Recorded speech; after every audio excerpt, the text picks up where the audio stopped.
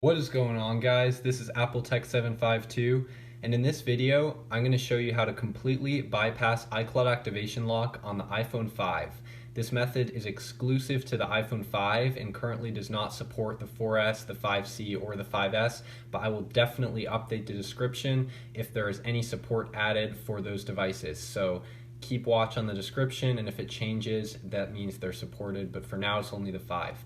Anyways, before we begin, I just want to give a huge shout out to Alexander. He was the one who discovered this, so please do me a favor and go follow him because he needs more followers. One more quick note, this bypass is a slightly more complicated tutorial than the check-rain bypass, so I would highly recommend that you do this when you have time to sit down in front of your computer and focus on everything, because it involves a lot of code and entering terminal commands, and so if you make a mistake, it's not actually going to go through. So I would dedicate at least an hour to figuring this out because you're probably going to need it.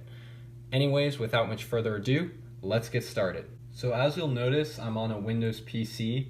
This is a combined Windows and Mac tutorial. You can do it all on a Mac if you use iTunes. It is not possible to do it all on a Windows. However, I think Windows and Mac together are better because in this case we're going to be using 3utools, which is right now a program that's much more reliable than iTunes for restoring devices, which is the first step to this tutorial. So all you have to do is head over to 3u.com and click on the download button, and then you will get a utility called 3utools on your desktop. Now go ahead and double click that and allow, and you should see a screen like this pop up. It may say your device is connected or something like that.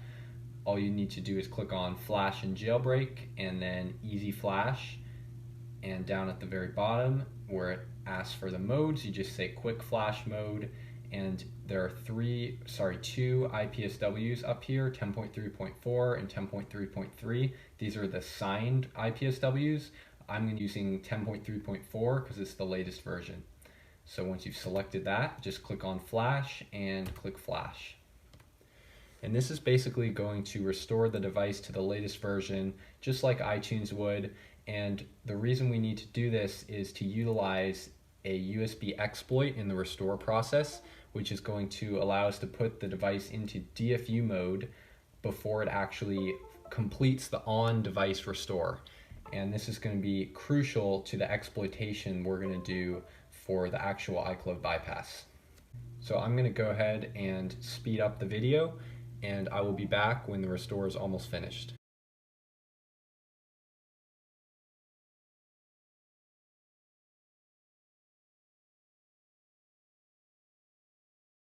Alright, so the restore is almost finished, and I'm going to explain now what we're going to do next, which is hands down the hardest part of the entire tutorial.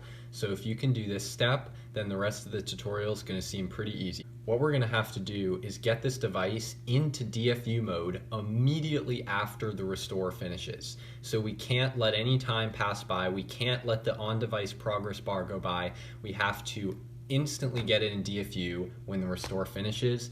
And last time it took me about 30 tries. I actually had to stop the video and go off camera, and I'm filming it again because it took so long. But it may take one try, it may take 30 tries, you never really know. You're just gonna have to follow these steps, which are hold the power for 3 seconds, then continue holding the power and home, and then let go of the power button and keep holding the home button. And I'm gonna show you how I'll do it as soon as the device finishes right here. All right, instantly it finished. 3, 2, 1, 0, 1, 2, 3. And oh my gosh, guys, we actually made it into DFU the very first time. So tips for this, do not disconnect your device. Last time I disconnected it and it went into this crazy massive boot loop and took me like 30 tries to get the DFU. So leave it connected, hold the power button for like 3 seconds, and then continue holding power and home for like 5, and don't wait for the Apple logo or anything. After 5 seconds of holding home and power, just let go of the power button and keep holding the home for like 10 seconds, and your computer should make a little like doo-doo to let you know that the device is in DFU mode. So we are now in DFU mode, guys. I'm gonna hop on my Mac and show you that I'm gonna disconnect the device from my PC and plug it into my Mac, so you know there's no BS, it's all legit, and then I'll be back on Mac OS. All right, I'm just gonna show you right now that I have the device over here in DFU mode. We've got a really long cord down here into the PC. It's plugged in behind, so I'm just gonna disconnect it from here and head over to my Mac. There's a USB port right on the side, and I'm gonna plug it into my Mac. And if you actually are in DFU mode like we are right now, then the device should stay in DFU mode and not boot up or anything. And if that's the case, then that's a good sign. I'll be back. All right, I'm back on my Mac, and we're gonna continue with this iPhone 5 iCloud bypass. So the first thing we're gonna do on our Mac is download this package called AppleTech 752, all one word. It will be available from my website. So just open up a browser and head over to appletech752.com and click on the downloads page. And I haven't actually gotten around to uploading it yet, but it will be right over here as soon as this video is published. Once you've gotten that download, put it on your desktop, and we're going to open up a terminal window.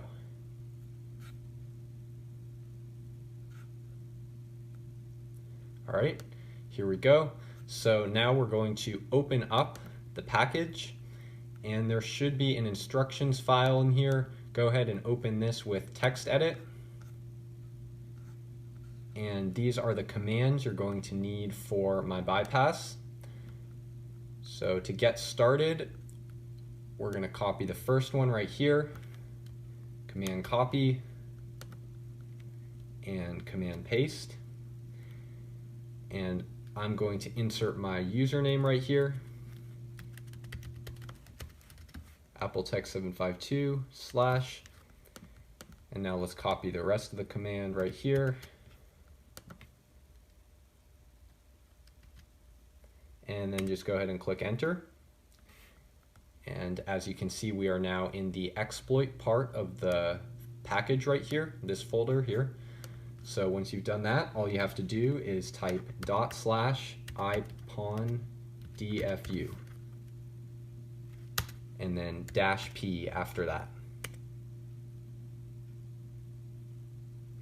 And just like this, our device is now in PON DFU mode.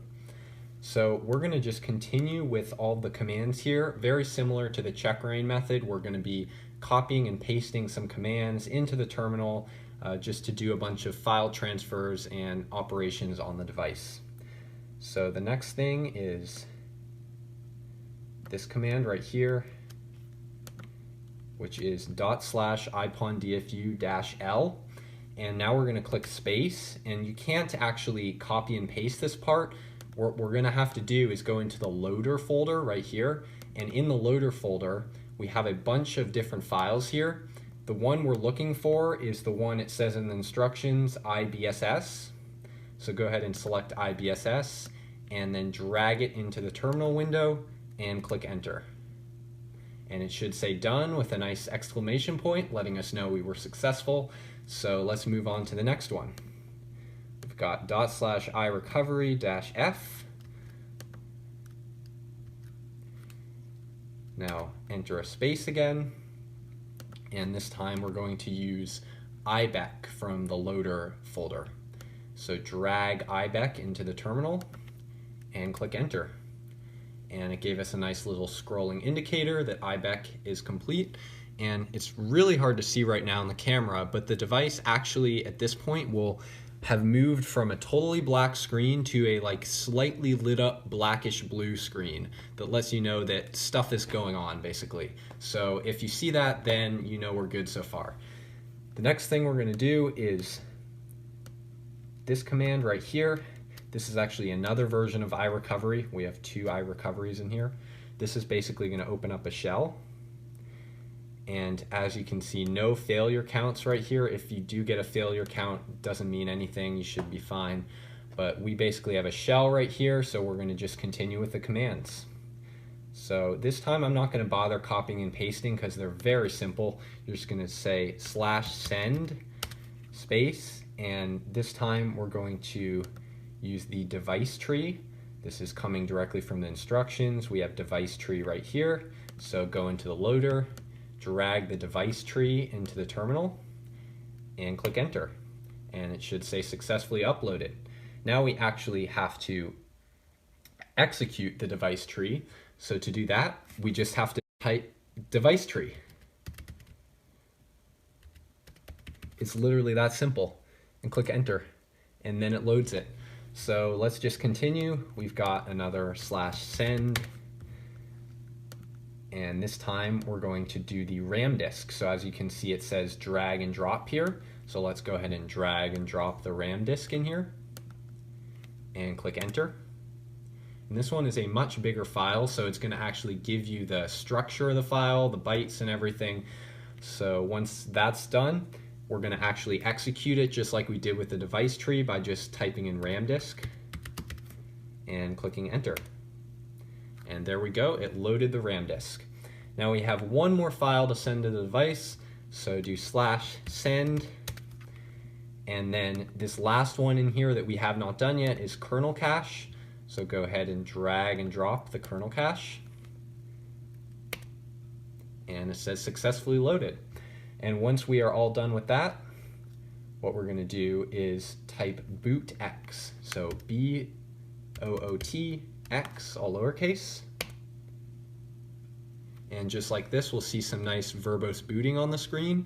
And here we have a custom loader right here. This is not the iOS restore process indicator. It's something totally different. So now we're going to get started with a method that is almost exactly the same as the checkra method. I'm sure many of you are super familiar at this point. We're going to be using the Python launcher. So go ahead and head over back to the tool, to the Python folder, double click it, and the file tcp relay.py is the one we're going to be using. So go ahead and open with Python launcher. This is literally the exact same thing we did for the checkra bypass. And it should open up one window right here because we're already using the second one. So go ahead and close the preferences, and now copy this command right here. It's almost the same as the checkra one, but slightly different. So just go ahead and use the one I provided. Click enter. And once you're done with that, we're going to do shell in the terminal menu bar, new window, and new profile basic. And just like this, we have a brand new fresh terminal window to work with. And now we're going to copy this next command right here. All of this is in the instructions step by step, so you can just copy and paste. Here we go, paste it in, click enter. And I'm so glad this happened because so many of you were asking about this. The remote host identification has changed, and I'm going to show you exactly how to fix it right now. So we have to go to Finder and go to folder. And in here, we're going to type in /SSH. Sorry, it's /.ssh. And just like this, we have a known host file. So go ahead and open it with TextEdit and delete everything in there and save it. And now we should be all good to go. So just like that, we're going to actually close out of here and close out of the Python TCP relay. We're basically going to start over. This is what you have to do if your host has an issue. So we're not starting all the way over, don't worry. We're just going to start over with the Python launcher step. So go ahead and open the AppleTech 752, Python TCP relay, open with Python launcher. And just like this, we're going to copy the command one more time, the TCP relay command, copy it, paste it in, and it's forwarding the data. So go to shell, new window, new basic window, and now when we paste this code, it should work just fine. And when it asks about the authenticity, just say yes, all lowercase. And the password I'm going to put up on the screen right now. It's Alpine.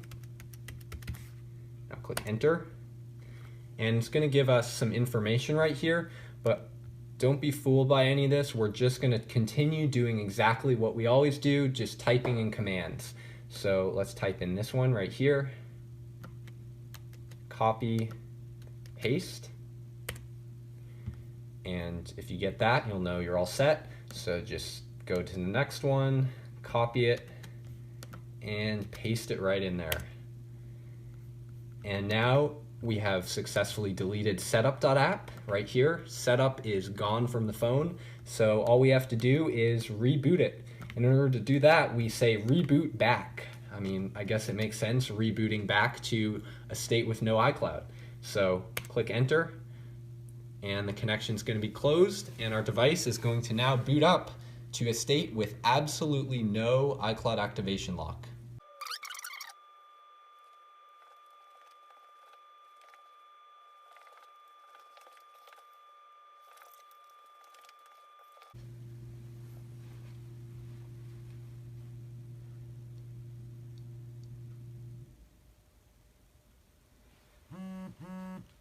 All right, it just made the buzzing sound, and let's see, boom, just like this, guys, we are iCloud bypassed. No more iCloud. You guys saw that activation lock earlier. It is no longer there. So this device is going to be basically the same as a check rating device. So you're going to have to use all the tricks that we know for signing into iCloud. You can do that with another account through Fielza. You can also, you will be able to fix calling and texting very soon, because I'm going to be pushing out a fix for that this coming week on Monday and Tuesday. And if you want to take a screenshot, then we also have a fix for that, new video. And yeah, we're going to have lots more tutorials for how to add functionality for your bypass devices. But we can just go ahead and disconnect it, and we now have a fully iCloud bypassed iPhone 5 right here. So if you guys like the video, then please leave a huge thumbs up and subscribe, and stay tuned for more videos. Me and Apple Demo are collaborating on this series for check rating and iCloud bypass just in general, and we're going to continue bringing the best content out there, and hope you guys enjoy it.